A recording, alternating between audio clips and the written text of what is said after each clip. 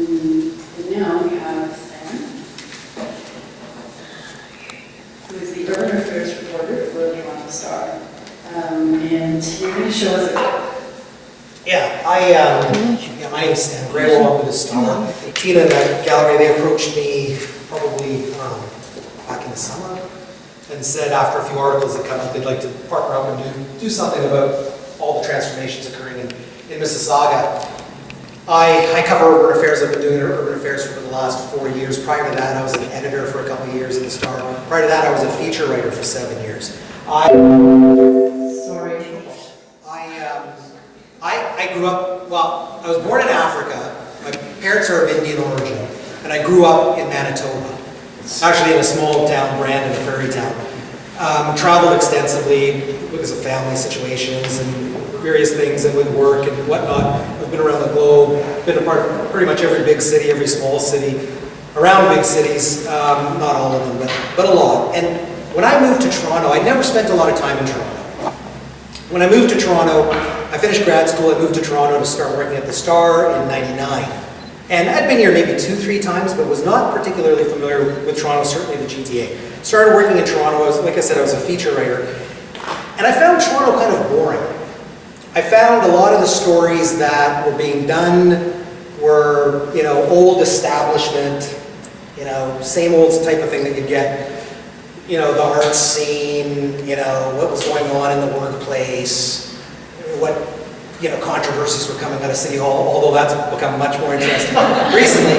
And I started saying to the editors, let me go a little bit further afield. And I started saying, let's find out what's going on out in the 905 a little bit. And immediately I found out that when I came out to the 905, whether it was Mississauga or Vaughan or Brampton or Oshawa, but particularly Mississauga, I found right off the bat, this is 1999, 2000, I said, there is an unbelievably interesting scene, a vibe out in Mississauga. 300,000 people lived in what was the amalgamation of 13 townships back in, the 80s. And boom, we're at 750,000 now. We're going to 900,000 under the provincially mandated growth plan. And I'll tell you right now, market demands, I'll guarantee you this, they're going to push that up to 1.3, 1.4 million. Because the market is going to want to come to Mississauga. And when you look at the geography, it's about roughly half the size of Toronto, square kilometers, 290 square kilometers. Toronto's at about 2.8 million. Mississauga is easily going to go to half of Toronto. I don't know when, but let's say in the next 50 years or so. And when you look at the dynamism of what takes place when a population already has tripled and is eventually going to quadruple, quintuple in such a short period of time, inevitably you're going to see some pretty amazing, fascinating things happen. It's not going to be, as Matt said, I didn't know the Toronto that Matt described, the Mississauga that Matt described. The white picket fence, suburban, big sprawling deck, backyard, I want to live in suburbia, post-war, sort of dream of North America. I never knew that as part of the Mississauga psychology. I came sort of, that was 60s, 70s, 80s, maybe a bit of the 90s. I came after that. And I'm going to just play this little clip. And I don't want to get into too much of the negative parts of suburbia and post-war urban built form, but James Kunstler, an American critic of that form, he kind of talks about it nicely, and then we can just take a look at it and laugh a bit. It shows us what we're not going to do. And I don't think there's any fear of this in Mississauga.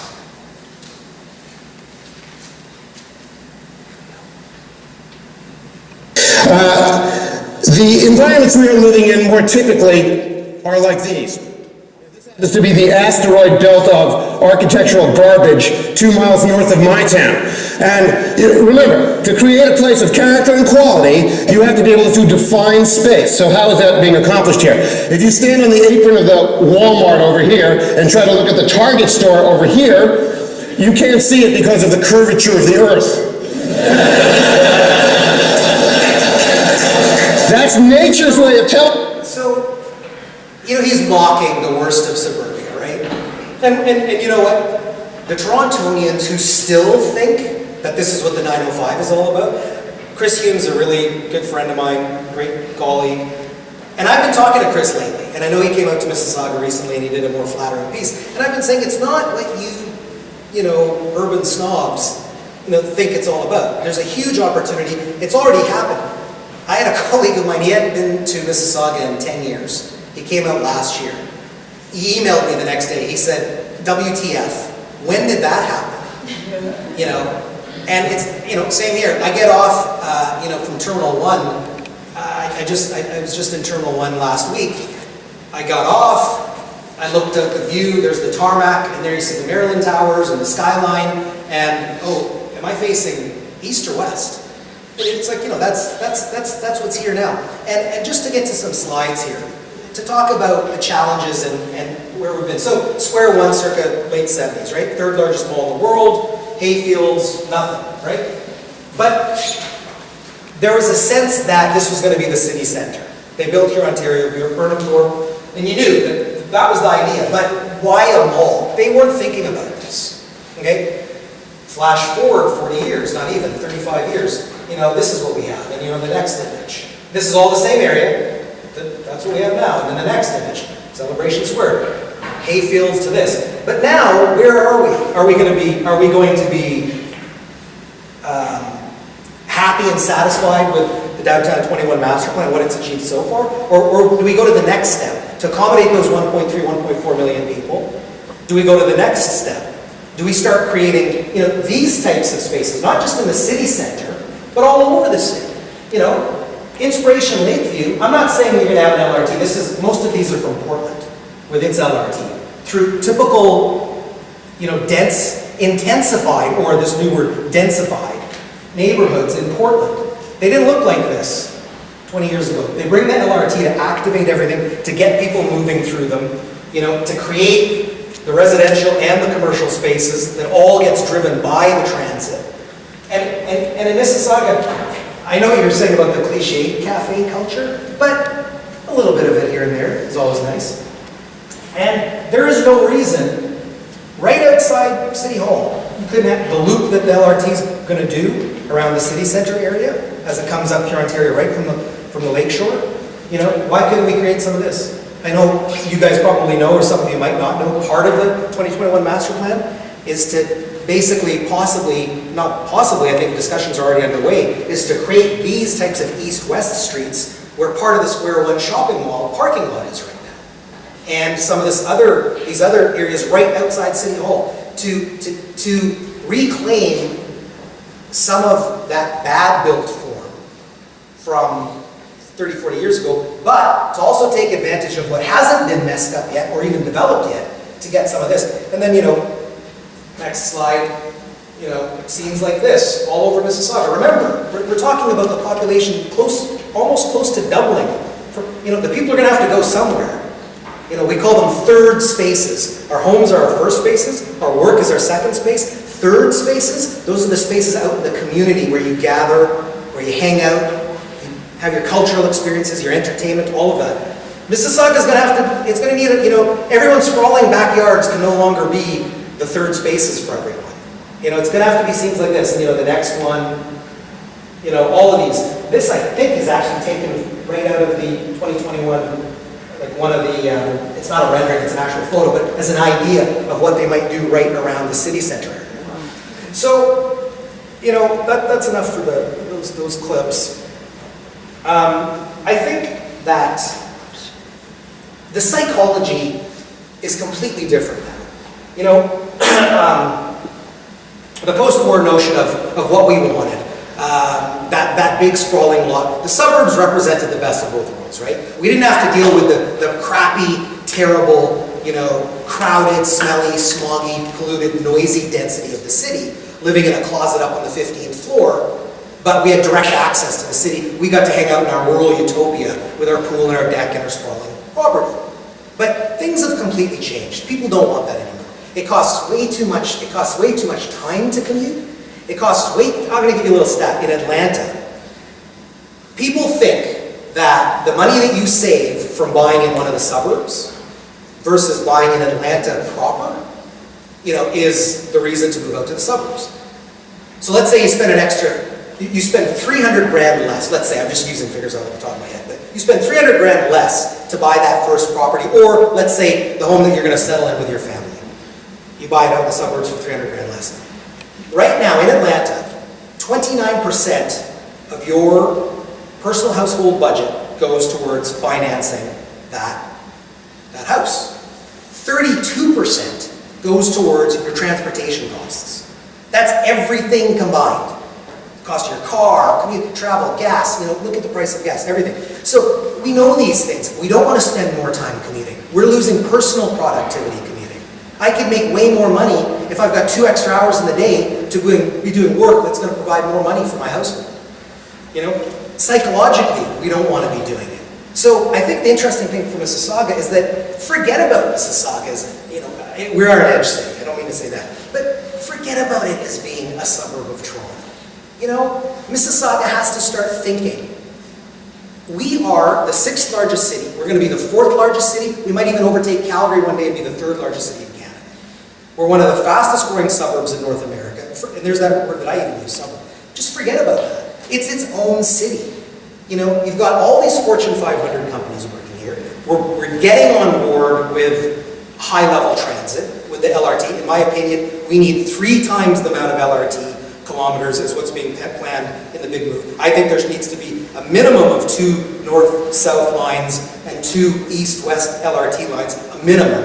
And we should be doing it now before it's going to cost 4 times as much when we realize, oh crap, we should have been doing it when we planned the Huron-Ontario one. Not only the financing for it right now. You can go out externally right now for 3.2, 3.3%, you're never going to probably be able to do that for. So the lifetime of the infrastructure gets paid out by all the people who get to use it. Inflation isn't an issue. You're locked into the rate that you're getting it on a debenture through a bond, a municipal bond right now. You're never going to get these rates. If I had to sit down with the mayor, and I talk to her all the time, I would be saying, hey, Hazel, great that you're doing what you've decided to get on with in the last few years. Why stop at just one LRT? Why, let Mississauga can be, and it is already becoming, a center that will no longer really be associated as the suburb next to Toronto. If anything, you're going to see Milton will be the suburb of Mississauga. Or Oakville will be, the bedroom community of Mississauga. We've got, the leadership has done a great job in bringing, all of those employers to the city. It's clearly, in terms of a regional economy, Mississauga, after Toronto, is the big driver. And I think it's just the attitude now. It's the attitude of Mississaugans. Like, I can't believe you guys don't have more media. If I started up a newspaper myself, I'd be a millionaire. I could take the Star, dub-plate it, radio, TV. Winnipeg is smaller than Mississauga. The newsroom of the Winnipeg Free Press has 20 times the staff of the Mississauga News. So it's that attitudinal shift too in terms of realizing that it is an incredibly opportunistic time. It's happening, the change is occurring, the skyrise is already here, the skylines. We need to be doing a little bit of a better job. Celebration Square, fantastic, but get all the retail around it. Get the cafes, the stores, the art galleries, everything to really, it's like the initial parts of the planning, have begun, and now the real activation, like Celebration Square, like I just said, perfect example. Matt and I were walking through, I was taking him for a little tour, and there was a pretty lively scene, nice weather, first good day in a while, that's great. Imagine what it would be if you had a real piazza, if you had all the retail all around it, and don't do stupid things that governments have done before, where they sign a bad deal with one property owner, one leaseholder, who's going to control all of the commercial interest in that area for the next 30 years. No, leave it up to the marketplace. Mom and pop places, independent places, diverse dining, art galleries, you name it. Don't do some of those bad things that governments have fallen into the trap of with people with big bucks and lots of influence, the developers and what they've done in the past. And same with Inspiration Lakeview. 140 acres on the lake? Who has that? What city in the world has 140 acres on the lake? The government says, the provincial government says, here you go. And the city's sitting there with 140 acres on the lake. If I was you guys, I live in Toronto, and I write about it, so obviously I'm involved. And I've talked to Councillor Tovey, I've said I'm going to do a big piece. And I'm going to tell you right now, when I do my piece, I am going to be very critical if I think that the plans are falling far short. 140 acres on the lake, right on the lake. What? You could do anything with that. So the question is going to be, are we going to live up to the possibility, or are we going to fall short? And are we going to be the subject of what James Kunstler sort of describes as the failed urban build form? And lastly, I'll touch on the art. I'm not an artist, but my friend in Toronto, one of my closest friends, he's an artist, very successful. He's an OCAD grad. He's a visual artist. He actually does a ton of work on TV. And this is the only thing I'm going to say to this. But he says that artists are the greatest entrepreneurs on the face of the earth. They are. When you think about it, you know, what you have to do as an artist to succeed, to pitch and sell and beg, borrow, and steal, to sell your art, to make money, to be able to create more art, it's an amazing enterprise. And my statement would be, you've got all these opportunities as the arts community and as artists. We know where the people are going to go. If I was someone who wanted to start an art collective, where would I want to be? Possibly Inspiration Lakeview. The LRT is going to be dumping hundreds of thousands of people right here to the city center. There's already a huge presence here, you know, the population, we know that's where the density is going to be. So the arts community has to sort of say, hey, you know what? Just like the Distillery District in Toronto, where the arts community was largely responsible through its entrepreneurship to activate and create like an art space, a destination. They have something like, I don't know, 70 galleries, I think, there, something like that. You know, so obviously the public sector has to get involved. In the public sector, I was going to talk about this, but I'm going on for quite a long time. But, you know, I'll touch on it really quickly, the political culture. I will say, Hazel's leaving. She's provided great leadership. Now, it's up to the next generation of leaders. You know, they have to be visionaries. They have to be leaders. They cannot worry about getting elected. There have been some very, very bad decisions that have been done in this town just to get elected or just to stay politically popular. Keeping tax rates close to 0%. Hazel even said to me, on the record, she said, Sam, that was a bad decision. Should never have done it. 15, 20 years of near 0% tax increases? Who the heck, you know, sure it's politically popular, but where does it get the city? Now you don't have the infrastructure reserves, you're in a deficit, all of these things. It's money that could have been going to create 4 LRT lines. You know, you kind of didn't collect, you know, for the wrong reasons. So I would just say on that whole front, it's an incredibly important time for the leadership of the city.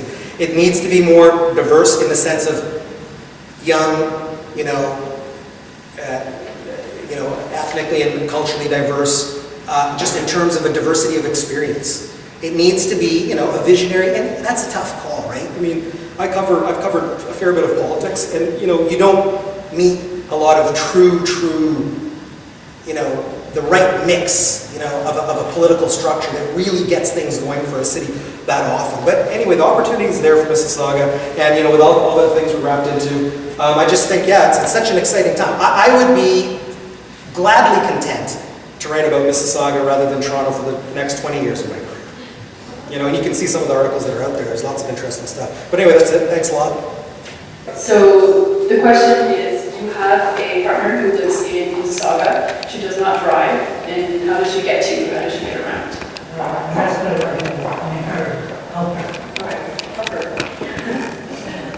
Well, yeah, I mean, I think that, again, I'm not with the city, and I'm not on a transit board, I'm not with the TTC, but, you know, in listening to the debates at council, I think that the idea is to help her. Like, when I watch the transit debate, the transit budget be debated in council, you know, they are trying to increase, you know, the route coverage. They are trying to boost ridership. They have been doing that. They are trying to get more routes. They are trying to make it more usable. But I'll say this something, and this isn't an answer. This is actually just elaborating on the dilemma.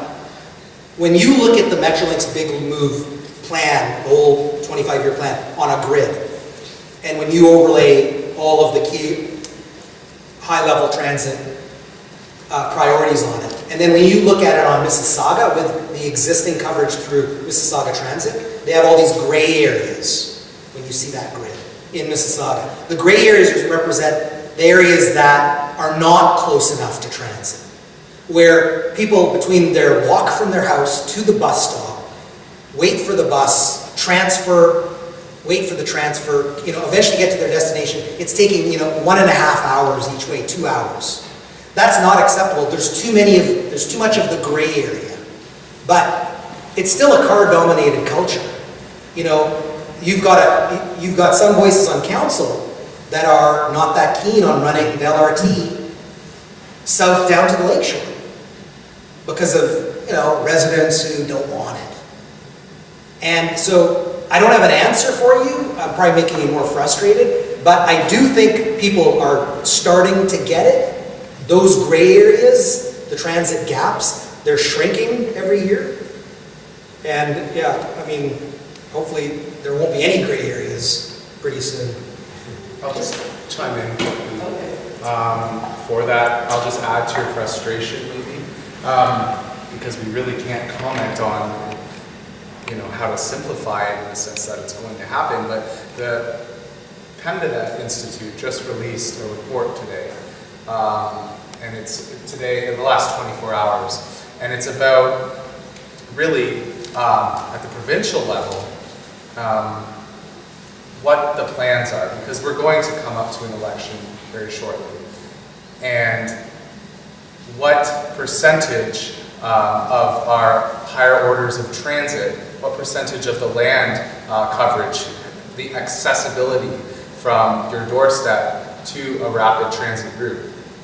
And so 2 political parties have plans to stick with the 81–82% accessibility that I think it's the 5 to 7 minute walk maximum to get to those transit routes.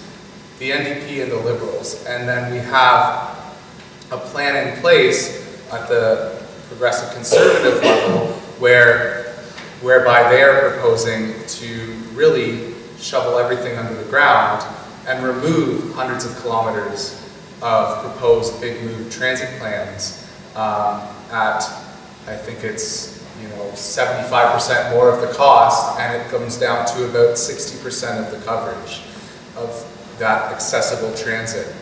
So I really think that just needs to be said. What do you really want? It really comes down to what we want to simplify it, to make that experience as enjoyable and seamless as possible. It comes down to that level at the end of the day, so we really need to think about that. And not just there. We're actually, how do I do this? So we'll start with you first. Okay, so talk about revitalizing this downtown area with these nice, these nice pictures. They're very nice, but I'm sorry, but I'm looking at Square One and what they're doing right now with the parking lot renovation. I don't think they're going to be rebuilding that land to acquiesce to this type of development. They're probably just renovating a parking lot. And I'm just wondering, talk about the marketplace, talk about the free market. I'm not sure if somebody can correct me, but how willing is the corporation that runs Square One be willing to, give up some of the land that encompasses their area for this downtown revitalization?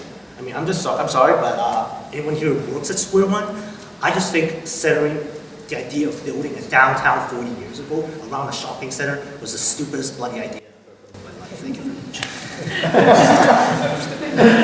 I mean, Mel Lastman was not like a Mensa member, but when he decided to develop Yonge Street from Shepherd to Finch to have North York as our own downtown, to at least compete with, I guess, downtown Toronto, that was a good idea because he was centering a downtown area on a street.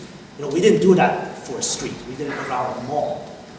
So should just I can't really comment, but a lot of the mistakes, and I know you can elaborate on this, is that for transportation, we did our land use planning first and then our transportation use secondary, right? So we really need to get that hand in hand because they're really, they're one and the same. So we separated that before, and I know that you can really comment on Square One, where it started. Yeah, I'll just say quickly, I think that there actually is some movement on working with owners, sitting down with owners. I could be wrong, but my understanding is that as part of the 2021 or the downtown 21 master plan, the main street feature that would have to incorporate part of the Square One parking lot, I believe the city is working with owners toward Well, we talked about it. that, creating that feature, to the point where I think they've even got potentially a private sector partner who, at least on a consulting basis, is sitting down with local owners in the city. Obviously RFPs and things are going to have to go out and whatnot, but I wouldn't be that quick to, discredit owners, the property owners, the ability to get that done. I know, I agree, not the greatest decision 40 years ago, but I mean, who cries over spilled milk, right? This is what we're dealing with, this is what we're working with. Why not activate that mall? And you know what, I kind of disagree with your point about the mall. Now, when you think, a big, I hate sitting down, a big part of the suburban criticism, it centers around consumerism. Suburbia, it's all about consuming experiences, being entertained, going out and shopping, consumption, getting in your car, Whether we like it or not, the way we think as consumers, as citizens, it is the way it is. And I think part of the model of Square One is embedded now in the way we live our lives. So I say, why not take Square One, why not sit down with them and say, look, for the arts community, how can you program with Square One? For concerts, how can you program it? How can you do different things with Square One? In the parking lot space, yeah, absolutely. Let's develop it. Let me, retrofit the parking lot to get some of this. But even the mall itself, like why is it such a bad thing to have a huge chunk of your density tied? If I'm an office worker, I don't mind the idea of having, whatever it is, 250 retailers and a food court and cinemas and dining and everything right there. But I think the point is how do you get Square One to buy into getting programmed less as a shopping mall and more as a cultural retail space? Get a community center in there, get a library space in there. I don't know. Like I'm just saying this is what's being done in other places. If you go, to places like Singapore, Kuala Lumpur, you see that. You see these malls that have everything, right? Like they've got even schools in them. Matt was asking me, where's the nearest school? Is it that out of the realm of possibility? I mean, all the kids go to Square One at lunchtime and on their breaks anyway. Why not just stick the school in there? I'm just saying, I hear the frustration. I get it all the time. My editors, they're always saying, "Oh, that damn Square One," and I have to say to them, "Well, if you go out there, it's not as bad as everyone makes it out to be. Yes, if we could have done it over again, we wouldn't have done it." The other important part of that is, as you said, it's private development. So the city can't dictate what goes on there. They can apply for certain things, but it is their property and they will develop it the way that they see fit. And the city doesn't have total control over that. I think what's really frustrating Owners, by the way, about is that as well is that when municipal we speak to employees, these retirements areas, and we want livability, livelihood, we want to So retain Square people, One and a mall isn't the best place The municipal to pension keep plan, that, to have that retention, essentially. to have, the mix of restaurants, bars, that's shopping center, of course, but to have those that, in a sense, that cafe culture to retain and make it lively is missing, and that's what's really frustrating you, I think, and that frustrates a lot of people. But it's what the Square One is trying to do at the moment. They are putting in outdoor space there. What they're doing with all the construction here and at the other side is to completely do that. That's sort of the cafe culture. They're putting it in so that those stores now coming to the outside and creating that outdoor space with active sidewalks and really have it interact with green space. And so that's what they're trying to do. I think we have a point. You probably don't want to hear from another journalist, but I do agree with saying that the Mississauga News newsroom should be bigger, right? Yeah. Rick's with the Mississauga News. Yeah. Anyway, I grew up in Mississauga, so I have a vested interest here. Jane Jacobs, who was probably one of the greatest urbanologists of all time, she didn't much like planners, and she liked people, right? And she said the cities were spontaneous messes, and they just happened by chance in a lot of ways. There's a woman in the Parkdale area of Toronto, I don't know if Sam's heard about her name is Diane Marie, I believe. planner. It's not really a planner. She revitalized the Parkdale area. All the stores down there were boarded up and closed down, and she invited artists in, and the tenants there allowed the artists to go into these old beat-up buildings and create their art inside there. And it's revitalized the whole Parkdale area. So it just goes to show you how artists can revitalize a city. And I think that sometimes we overplan to the point where we create these Nuremberg-type cities where they don't have any heart or soul. And so I think that artists can play a big role in revitalizing a city and turning it into really a place where people can enjoy it. That's not a question, it's just a statement. Camille, do you want to respond to that with messy spaces? Because I know, looking at the strategic plan, belonging is one of their pillars. There's also Move, talking about transit, connecting to neighborhoods, Prosper, which is cultivating creative and innovative businesses, and then also the idea of greening the city, so living green. So do you want to speak to that? Yeah, and I wanted to also sort of broaden the definition of what art is. There's a man called Grewal who has a project called Project Row Houses. I think it's in Houston.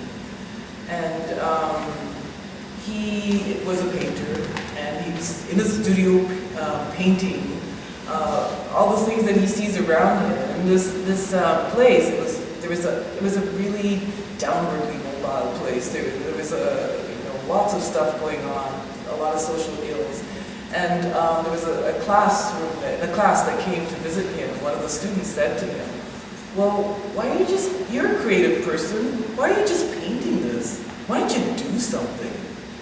And so it really challenged him to think about what art could do and what art could be. And so he changed his approach. So he started doing what I call, or what people call social practice art, which is not thinking about art as objects, as things, but what art can do, using relationships as art, social relations, creating things that completely, as this gentleman said, transformed the community. He brought artists in to do residencies, to interact with the community there. And this place has become such a vital and amazing place because of artists coming into the space. So there is a lot that art can do, but not just art on the wall. Art, thinking in a broader way about what art is. Yeah, I just wanted to add, sorry to cut you off, that James Kunstler, the gentleman who was on the YouTube clip, the critic of post-war urban built form, one of the things that he gets at, and I think Jane Jacobs has even gotten to this, is that what Camille was just saying. We too often think of like those installations on the wall as art, or a painting.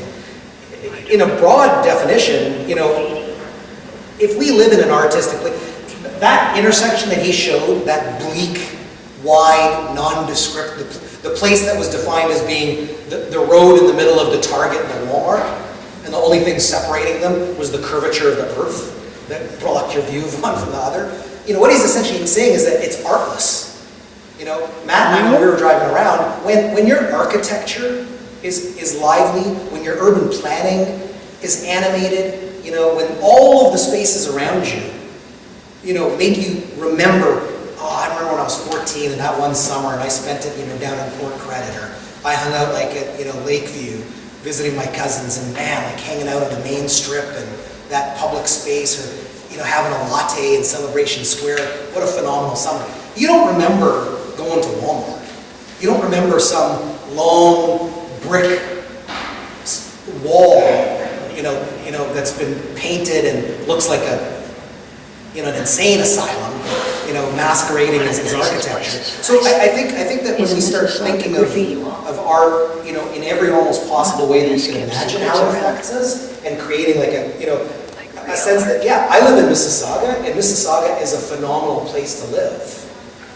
Okay, so we have a lot of questions. Can I just get a show of hands of who wants to ask a question? Okay, all right. So I'm going to pass the mic around. If if you could just introduce yourself, state your question, we'll get to all of